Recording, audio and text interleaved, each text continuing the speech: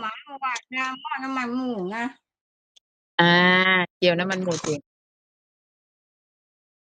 ขึ้ขึ้นรถนรถแล้วขึ้นรถแล้วหรือรถออกแล้วนี่บ่ายโมงเป๊ะบ่ายโมง5 นาทีมันคือคัน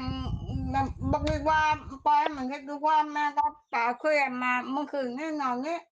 แล้วเมื่อคืนนี้ไปเข้าคุณแกขอบายบายกับอีแล้วก็อีกคนว่ามืออื่นก็อีขึ้นมาให้ก็ก่อนบอกแล้ยันจะวว่างั้นมันบอยันเจ้าเมาขี่อืม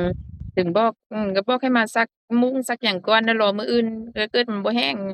บ่ขึ้นเฉยแล้วแม่ลูกอ่อนขี้คร้านน่ะเดี๋ยวเหอะจะหยิกหูมัน บอกขอไปได้ลูกบอกก็ดูบ่ได้หรอกขอมาห้าลูกมาหาไปหาขอคิวมาให้แล้วเคลียร์เคลียร์เองเราบ่ประกาศยัง บอกแล้วทุ่มหนึ่งลงมารับเพชรบูรณ์ยาเพชรบูรณ์Mà hứ, tôi vô có cái โอ้สบายตาขึ้นกันเนี่ยเอาไอ้หัวคิ้วเอาตาออกโล่งจ้ะcái cho bà kêu khăn còn cái nữa จ้ะ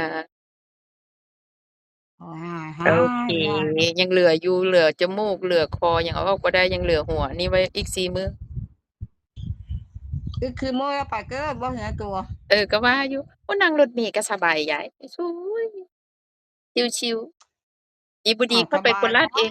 ดีบ่ดีค่อยไปโคราชเองกลับบ้านเอง125ค่อยนั่งรถโอ้โฮตลอดรถเมล์มากรุงเทพหาผัว hạt năng cái đó năng cái mừng ngon cái ó เอ้าสบายดีกว่าบ่ยาก cái bà cho hầu trong cứ phòng tụ được จ้ะ cái ba không quá cho bà cái gì cứ cái bố mình hay ngu cái ba cái năng khu nữa ra mình hăng á เข้าใจอือ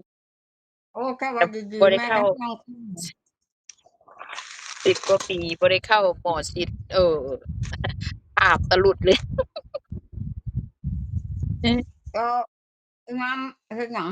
น้ำไปโรงเรียนเด้ตอนเช้าเพิ่นมีนัดหมอไปโรงเรียนหลานเขยบริการพาไปคลินิกไปโน่นไปนี่เออ được บูมคุยกับบูม2 คนกุ๊บส่วนหลานกินข้าวก่อนว่าฟ้าวกลับหาเมียว่าเพิ่นไอ้เจ้ากิ๊กเจ็บท้องเหม็นบ่ไปเฮ็ดงานมื้อนี้อะว่านอนฟุบอีกแล้วว่าไปลูกว่าปล่อยให้ป้าผจญภัยคนเดียวก็ได้ว่าไปเล็บก็ห่วงเมียเพิ่นก็มาเฝ้าป้าพาป้ามารับป้าไปส่งป้า